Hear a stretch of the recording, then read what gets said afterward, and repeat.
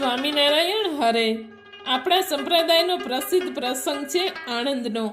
આણંદમાં જેટલા માણસો રહેતા હતા તેમને બધાને સ્વામિનારાયણ ભગવાન સાથે અને સ્વામિનારાયણના સંતો સાથે વેર.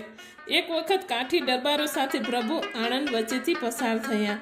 પહેલેથી પ્રભુએ કહ્યું, હે સંતો પાર્ષદો, આ ગામની પ્રજા અજ્ઞાની છે, ઉદ્ધત છે, પથ્થરો મારશે, કોઈ ગારો ફેંકશે, કોઈ ગાળો બોલશે, પણ તમારે કોઈને કાંઈ પણ બોલવાનું નથી. હું એક કડક આજ્ઞા કરું છું કે તમારે બધાએ પછેડીના ઘૂંઘટા કાઢવાના છે. ત્યારે ભક્તજનોએ કહ્યું કે હે પ્રભુ, અમે શું બૈરા છીએ કે લાજ કાઢીએ? અમે તો સુરવીર ક્ષત્રિય છીએ. પથ્થરોના માર અમે સહન નહીં કરીએ, એને પૂરા કરી દેશું, જીવતા નહીં રહેવા દઈએ. શ્રીજી મહારાજે કહ્યું, હે ભક્તજનો, હું કહું તેમ તમારે કરવું પડશે, એમાં મારો રાજીપો રહેશે. ભગવાનની આજ્ઞાથી બધાએ ભક્તજનોએ ઘૂંઘટા કાઢ્યા અને પોતપોતાના ઘોડા ઉપર સવાર થયા. કોઈક પગપાળા ચાલે છે. ગામ વચ્ચે આવ્યા ત્યાં અજ્ઞાનીઓનું ટોળું ધસી આવ્યું અને ફાવે તે મંડ્યું પથ્થરો ફેંકવા. કોઈ ગારો ને કોઈ કીચડ ઉડાડે. જોબન પગી કહે છે, મહારાજ, હવે હદ થાય છે. અમારી નજર સામે અમારા ઈષ્ટદેવને હેરાન કરે, પથરા મારે, કાદવ ફેંકે, મને રજા આપો. હમણાં આણંદને ભાંગીને ભૂક્કો કરી નાખું. મેં 3 વાર આ ગામને દોડે દહાડે લૂંટ્યું છે. કોઈને જીવતા ન રાખવું. હમણાં હતા ન હતા કરી નાખું. હાથમાં તીર કામઠા લઈને દોટ મૂકી. ત્યારે મહારાજે બ્રહ્માનંદ સ્વામીને કહ્યું, સ્વામી દોડો.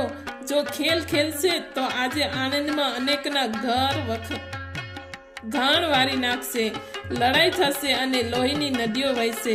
બ્રહ્માનંદ સ્વામીએ દોડીને જોબન પગીનો હાથ ઝાલી લીધો. જોબન શ્રીજીના વચનને યાદ કરીને પાછો વળી જા, નહીતર જુલમ થશે. ત્યારે જોબને કહ્યું, આજે એકના એક માથા ઝાલી ભટકાવીને પૂરા કરીશ, જીવતા ન મૂકું. ત્યારે બ્રહ્માનંદ સ્વામીએ કહ્યું, જોબન, શ્રીજી મહારાજે પહેલેથી જ કહ્યું છે, સહન કરજો પણ ઝઘડા ન કરશો. સમજી જા જોબન, સમજી જા. મન સમજાવ્યા. વળી આગળ વધ્યા ત્યાં દુષ્ટોએ શ્રીજી મહારાજ ઉપર કાદવ ફેંક્યો. જોબને કહ્યું, હે પ્રભુ, લડવા ન દો તો કાંઈ નહીં, પણ ઘૂંઘટો ઊંચો કરવા દો. એ બધાને ખબર પડશે કે આ વડતાલો જોબન લૂંટારો છે, તો પણ ડરીને ભાગી જશે. લાજ ઊંચી કરી મારું મોઢું દેખાડવા દો, પછી ખબર પડે કે પથ્થરો કેમ ફેંકાય છે.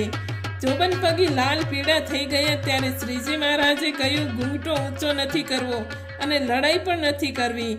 આવી રીતે દ્વેષીલાઓ કાદવ, કીચડ અને પથરા ફેંકતા રહ્યા અને શ્રીજી મહારાજ તથા સંતો બધા ગામ બહાર નીકળી ગયા.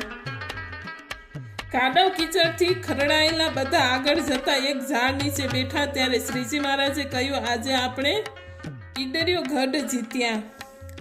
ક્રોધ જીતાઈ ગયો એ ઈડરિયો ગઢ કહેવાય. સામસામા લડત તો શું થાત? લોહીની નદીઓ વહેત અને વેર ઝેર વધત, પણ ઘટત નહીં, અને અનેકની હત્યાનું પાપ લાગત.